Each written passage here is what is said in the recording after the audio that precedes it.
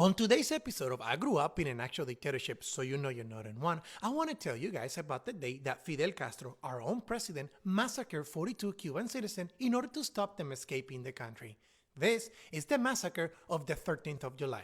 3 a.m., 13th of July of the year 1994.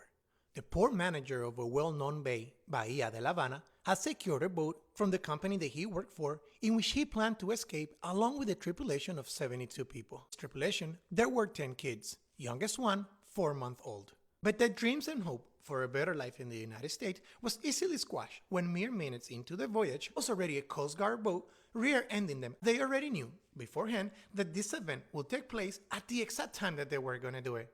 Nervously, the boat captain started to escape from the Coast Guard, and when headed out to open sea, there were already 2 bigger boats expecting their arrival and waiting to take action. It was at this moment that the 3 tugboats started chasing after the Cuban boat and started ramming it from the sides and from behind and throwing salt water with pressurized jet in order to sink the boat down. No warnings were given. The first one to die was the boat captain, as he got hit in the chest with the water cannon, and subsequently the tripulation that was down in the bottom of the boat started to drown. Water started coming in through the hatches and drowning everybody that was trapped inside.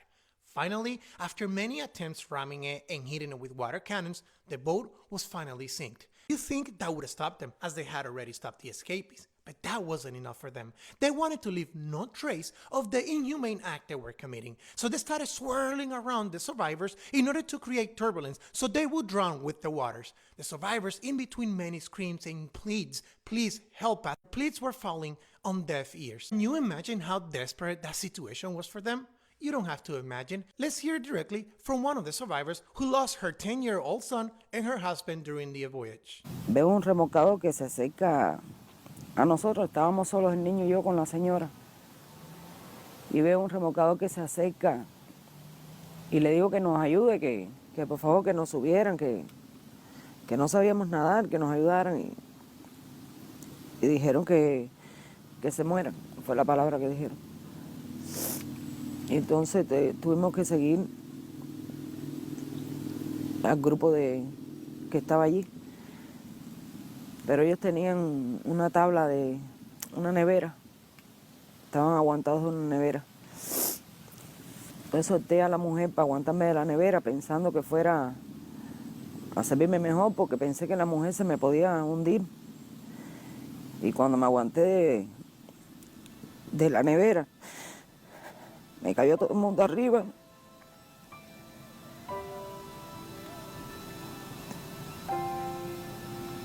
This vile and cruel act was only stopped because thankfully there was a Greek cruise ship nearby and started drawing close to the event as it started seeing everything unfolding. Only then the Cuban government was prompted to save the remaining survivors. But the aftermath and how the government handled this event was even more cruel. First, they labeled it as an accident. They say that the boat already had a hole and was going to sink without their intervention. And second, like with everything that happens in Cuba, it was the United States' fault. But please, hear it directly from the Secretary of State and then from the President himself. Está considerado en este juicio porque consideramos al gobierno de los Estados Unidos responsable de lo que ocurrió con el remolcador. ¿Eso por qué? Debido a que por promover la emigración ilegal desordenada hacia Estados Unidos. Y de cierta forma nosotros nos hemos convertido en los guardafronteras de Estados Unidos. Que no violen la ley de Estados Unidos, porque nosotros, ¿qué nos importa que se quieran ir?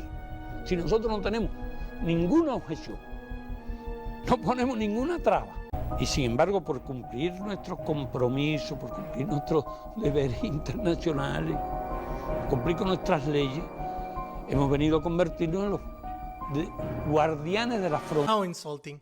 And to add insult to injuries, when the survivors started to tell their own versions of events and sending the videos to their families in the United States, which they made public, they were put in jail. And under the duress of being put in jail for a longer time, they were forced to draw the following statement. Carlito García, ya cuando estaba en recuperación en mi casa,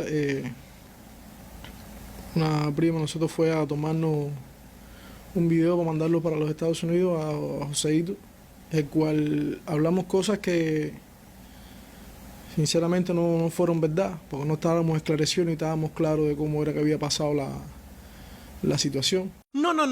But please, spoiled Americans, tell me how you are oppressed. Please, tell me more. Tell me how we live under a dictatorship, how our president is a dictator. Please, tell me how your rights and your freedoms are being taken away. America is the only country that you get to complain, and yet you won't leave. Please, enlighten me how socialism and communism could be great for this country. I'm sorry, I can't hear you. Please, tell me what I'm missing. If you give them the power to feed you, you give them the power to starve you.